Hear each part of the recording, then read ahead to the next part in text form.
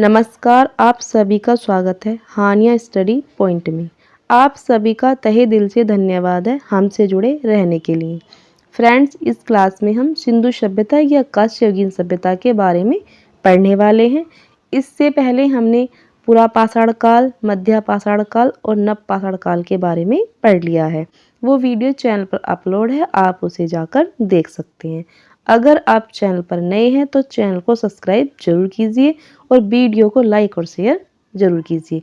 तो आइए चलते हैं क्लास की तरफ, देखते हैं सिंधु सभ्यता के बारे में। सिंधु सभ्यता या कांस्ययुगीन सभ्यता। ताम्र पाषाणिक संस्कृति के बाद कांस्य युग का उदय हुआ। याद रखना, कांस्य युग का उदय कब हुआ? ताम्र पाषाणिक संस्कृति के बाद। सिंधु सभ्यता या सैंधव सभ्यता कांस्य युग का ही प्रतिनिधित्व करती है। सन 1921 में, कब? सन 1921 में सिंधु सभ्यता की जो खोज थी वो की गई थी राय बहादुर दयाराम साहनी के द्वारा। कब की गई थी? 1921 में। याद रखना है, किसके द्वारा? राय बहादुर दयाराम साहनी के। इस सभ्यता के ज्ञात स्थलों में सबसे पहले हड़प्पा का पता चला। किसका? हड़प्पा का। इसलिए इसे प्रथम ज्ञात स्थल के आधार पर इसे हड़प्पा सभ्यता या हड़प्पा संस्कृति भी कहते हैं। सबसे पहले किसका पता चला था? हड़प्पा का। रेडियो कार्बन C14 विश्लेषण पद्धति के द्वारा सिंधु सभ्यता की सर्वमान्य तिथि 2400 ईसा पूर्व से 1700 ईसा पूर्व मानी गई है। सिंधु सभ्यता जो है ये नगरीय सभ्यता है। कैसी? नगरीय सभ्यता। इस सभ्यता से प्राप्त परिपक्व अवस्था वाले स्थलों में केवल 6 को ही बड़े नगर की संज्ञा दी गई है। वो कौन कौन से हैं? मोहनजोदड़ो, हड़प्पा, गढ़वारीवाला, धोलावीरा, राखीगढ़ी तथा कालीबंगन। आगे देख लेते हैं। सिंधु सभ्यता के सर्वाधिक पश्चिमी पुरास्थल पाकिस्तान में दशक नदी के किनारे स्थित सुतकांगेडोर। कहाँ ये? बलूचिस्तान में है। पूर्वी पुरास्थल हिंड नदी के किनारे। आलमगीरपुर, जिला मेरठ, कहाँ? उत्तर प्रदेश में। उत्तरी पुरास्थल चिनाब नदी के तट पर अख्तूर के निकट मादा। कहाँ? जम्मू कश्मीर। तथा दक्षिणी पुरास्थल गोदावरी नदी के तट पर दैमाबाद, जिला अहमदनगर। कहाँ है ये? महाराष्ट्र में है। उत्तर प्रदेश में सिंधु सभ्यता के साक्ष्य प्रदेश के पश्चिमी भाग में आलमगीरपुर, ये कहाँ है? ये है मेरठ में। बड़ा गांव तथा हुलास, हुलास कहाँ है? ये है सहारनपुर में। आदि स्थलों से प्राप्त हुए हैं। याद रखना है, उत्तर प्रदेश में सिंधु सभ्यता के जो साक्ष्य मिले हैं वो कहाँ से मिले हैं? वो मिले हैं पश्चिमी भाग में आलमगीरपुर, ये कहाँ है? मेरठ।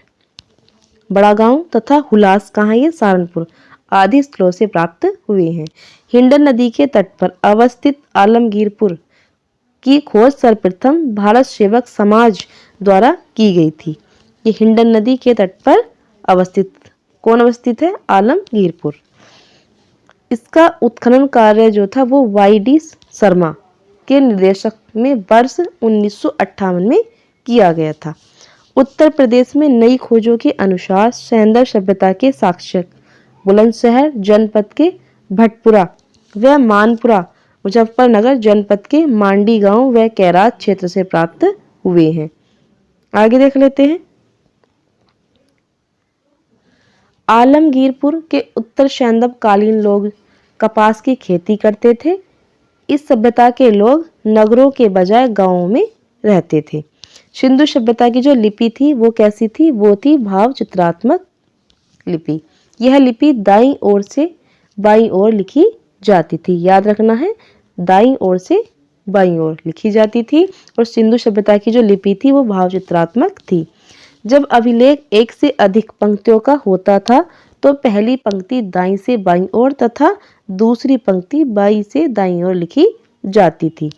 गेहूं और जौ सिंधु सभ्यता की मुख्य फसल थी। याद रखना है, सिंधु सभ्यता की जो मुख्य फसल थी वो थी गेहूं और जौ।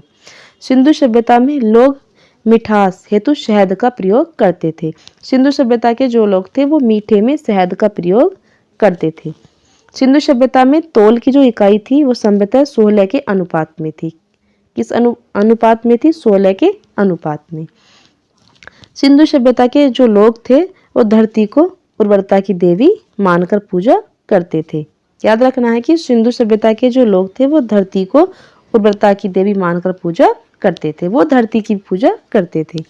शिव पूजा तथा वृक्ष पूजा के प्रचलन के साक्ष्य भी सिंधु सभ्यता से मिले हैं। याद रखना है कि शिव पूजा तथा वृक्ष पूजा के जो प्रचलन साक्ष्य थे वो कहाँ से मिले हैं? सिंधु सभ्यता से मिले हैं। स्वास्तिक चिन्ह, कौन सा है स्वास्तिक चिन्ह? ये वाला स्वास्तिक चिन्ह, ये कहाँ से मिला है?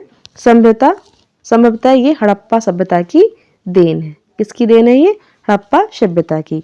इस चिन्ह से सूर्य उपासना का अनुमान लगाया जाता है। आगे देख लेते हैं।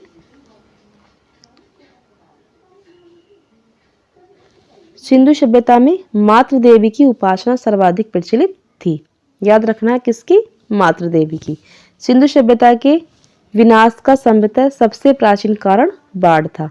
ये माना जाता है कि सिंधु सभ्यता का जो पतन हुआ है वो बाढ़ के कारण हुआ है। सिंधु सभ्यता के लोग आग में पकी हुई मिट्टी को टेराकोटा कहते थे। याद रखना है सिंधु सभ्यता के जो लोग थे वो आग में पकी हुई मिट्टी के जो बर्तन थे उन्हें कहते थे टेराकोटा। सिंधु सभ्यता के प्रमुख स्थल और नदी, उत्खनन वर्ष, उत्खननकर्ता एवं वर्तमान स्थिति देखेंगे हम इस मैप से। प्रमुख स्थल है हड़प्पा। ये कौन सी नदी पे है? ये है रावी नदी पर।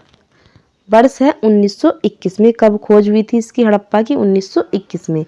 किसने की थी? दयाराम साहनी ने। और ये कहाँ स्थित है वर्तमान में? पाकिस्तान का मोटोंगमरी जिला, माधो स्वरूप बस। अब देख लेते हैं नंबर 2 पे है मोहनजोदड़ो।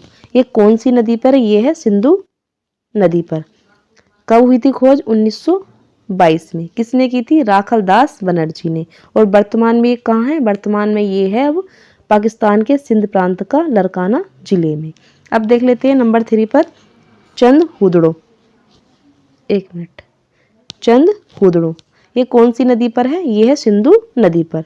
इसकी खोज हुई थी 1931 में। किसने की थी? गोपाल मजूमदार ने। और वर्तमान में कहाँ है ये है सिंध प्रांत पाकिस्तान में। आगे देख लेते हैं काली बंगन। ये कौन सी नदी पर है? घग्गर नदी पर है। इसकी खोज हुई थी 1953 में।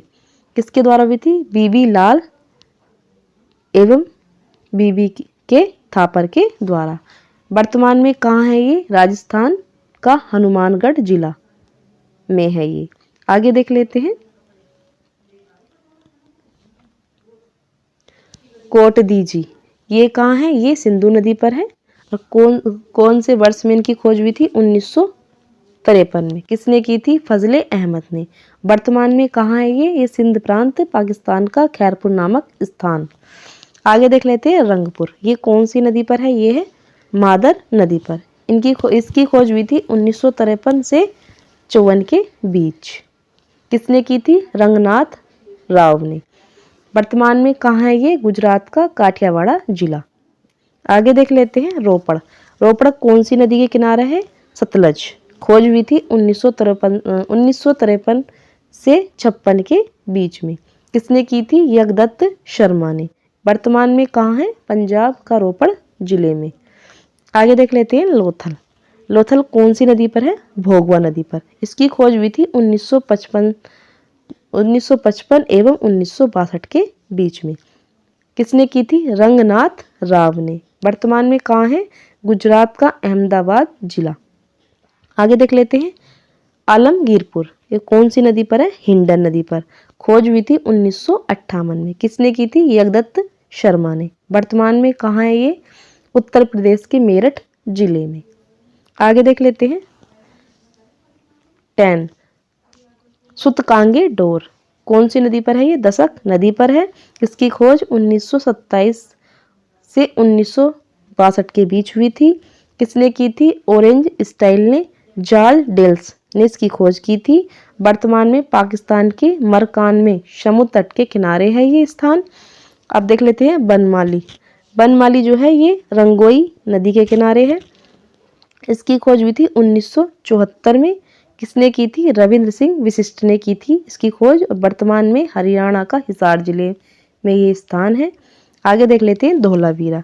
इसकी खोज हुई थी 1990 से 91 के बीच। किसने की थी? रविंद्र सिंह बिष्ट ने की थी।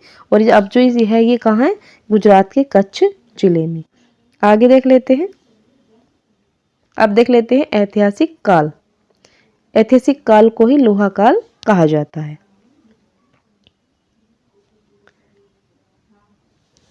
ऋग्वेद के समय से संश्लिष्ट ऐतिहासिक वृत्तांत मिलता है। सैंधव सभ्यता के पतन के पश्चात मानव को लोहे की जानकारी हो चुकी थी।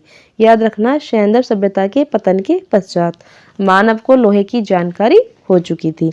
उत्तर प्रदेश में लोहे उगीन संस्कृति के साक्ष्य कहाँ से मिले हैं? याद रखना है, हस्तिनापुर, अतरंजी खेड़ा, अल्लाह, मथुरा, श्रावस्ती, काम्पिल्य आदि स्थानों से प्राप्त हुए हैं। उत्तर प्रदेश के आलमगीरपुर से चित्रित धूसर भांड के प्रमाण मिले हैं, जिनका संबंध लोहे से माना जाता है।